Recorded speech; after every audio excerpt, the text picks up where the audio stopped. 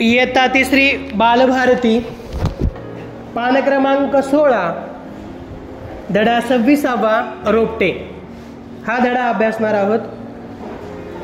खेळाचा तास सुरू झाला। मुले गटागटाने खेळू लागली। पिंकी, मीनल आणि राहुल यांनी एक गट केला होता। पप्पू त्यांच्या गटाजवळ येऊन म्हणाला, अरे मला घ्या ना तुमच्या गटात खेळायला। राहुल म्हणाला, काही नको, आमच्या गटात नकोस तू। पिंकी म्हणाली, राज्य आले तर तू घेत नाहीस, चिडका आहेस नुसता। त्यावर पप्पूने माझ्यावर राज्य आलं तर घेईन असे कबूल केले।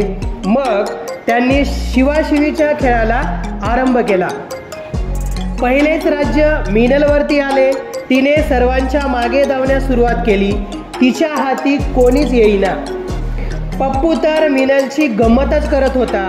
मीनल शिवण्यासाठी जवळ आली की धूम पळायचा, पुन्हा शांत उभा राहायचा। असे बराच वेळ चालू होते। मीनल थकून गेली। ती एका दगडावरती जाऊन बसली। पप्पू पुन्हा गंमत करण्यासाठी तिच्याजवळ गेला।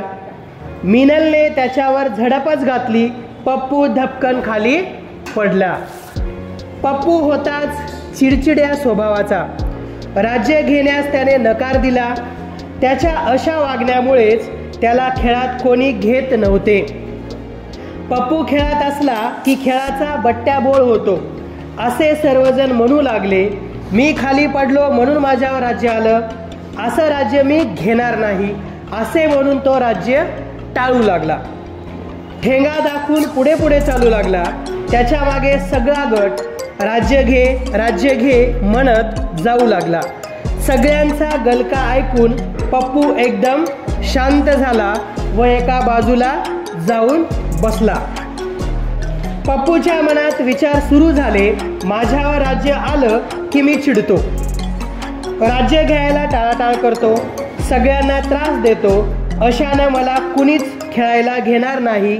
मी एकटा पडेन। पुढच्या वेळी खेळताना असं नाही करायचं। राज्य आलं तर घ्यायचं। त्याच्या मनात अपराधीपणाची भावना डोके वर काढत होती। पप्पू लांब जाऊन एकटाच बसल्याने सर्वजण त्याच्याकडे पाहत होते। तेवढ्यात तो तिथून उठला व वर्गाकडे निघाला। तो आपल्याच विचारात दंग होता। शाळेच्या परिसरात लावलेल्या एका नाजूक रोपट्यावर त्याचा नकळत पाय पडला। नाजूकल्याचा शेंडा मोडला। ते रोपटे मीनलने लावलेले होते। रोपाचा शेंडा मोडल्याचे सर्व मुलांनी पाहिले। हे पप्पूच्या लक्षात आले। आपल्याकडून चूक झाली। मुले आता गुरुजींना सांगणार। आपल्याकडून नकळत चूक झाली हे खरे, पण आता दीक्षित गुरुजींना समजताच ते खूप रागावतील। या विचाराने पप्पूची घाबरगुंडी उडाली। खेळाचा तास संपला होता। सर्व मुले वर्गात आली। गुरुजीही वर्गात आले। सर्व मुले खाली बसली। पप्पू मात्र उभा राहिला आणि म्हणाला, गुरुजी मला माफ करा, माझ्याकडून चूक झाली। मीनलच्या लहानशा रोपट्यावर माझा पाय पडला, त्याचा शेंडा तुटला। हे सांगताना पप्पूला रडू आवरत नव्हते।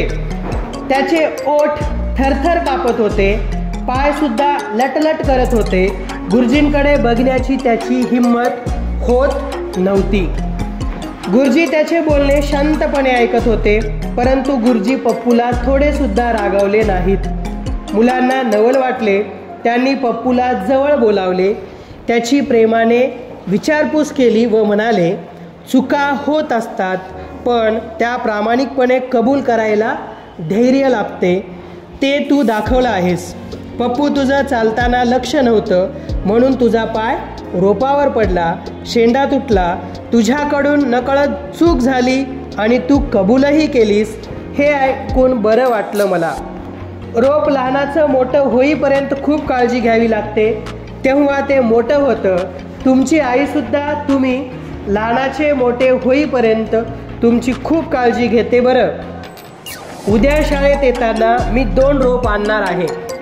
त्यांना वाढवण्याची जबाबदारी पप्पू तुझी। दुसऱ्या दिवशी शाळेत येताना गुरुजींनी पप्पूला देण्यासाठी 2 रोपे आणली।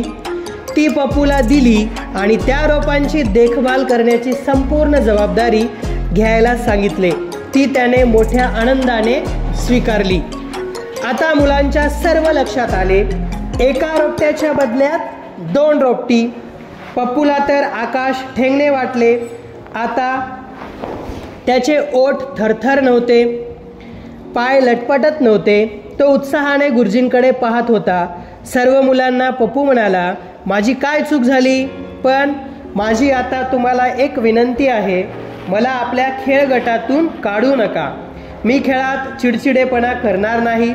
माझ्यामुळे खेळाचा बट्ट्याबोळ होणार नाही. पप्पूची चूक त्याच्या लक्षात आल्यामुळे सर्व मुलांना पप्पूचे बोलणे पटले. सर्वांनी त्याला आपल्या खेळ गटात सामील करून घेण्यास संमती दर्शवली. दीक्षित गुरुजी म्हणाले, मुलांनो, एक गोष्ट सांगायची राहून गेली. ज्या रोपट्याचा शेंडा पप्पूकडून तुटला त्याला नवीन धुमारे फुटतील, रोप जिवंत राहील आणि मोठंही होईल. मी ते रोप स्वतः पाहून आलो आहे. हे ऐकून मला आनंद झाला. तर या ठिकाणी शब्दार्थ आहेत. आरंभ म्हणजे सुरुवात, धूम पळणे म्हणजे जोराने पळणे, झडप घालणे म्हणजे वेगाने एखाद्याला पकडणे, दुसऱ्याच्या अंगावर उडी मारणे किंवा धावणे, ठेंगा दाखवणे, चिडवण्यासाठी अंगठा दाखवणे, गलका म्हणजे गोंगाट, एका वेळी अनेक जणांनी बोलणे, त्याला गोंगाट म्हणतात, डोके वर काढणे, एखादा विचार भावना मनात पुन्हा पुन्हा येणे, दंग म्हणजे मग्न, घाबरगुंडी उडणे म्हणजे खूप घाबरणे, नवल म्हणजे आश्चर्य, आकाश ठेंगणे वाटणे म्हणजे खूप आनंद होणे. अशा पद्धतीने या धड्याचे वाचन करा.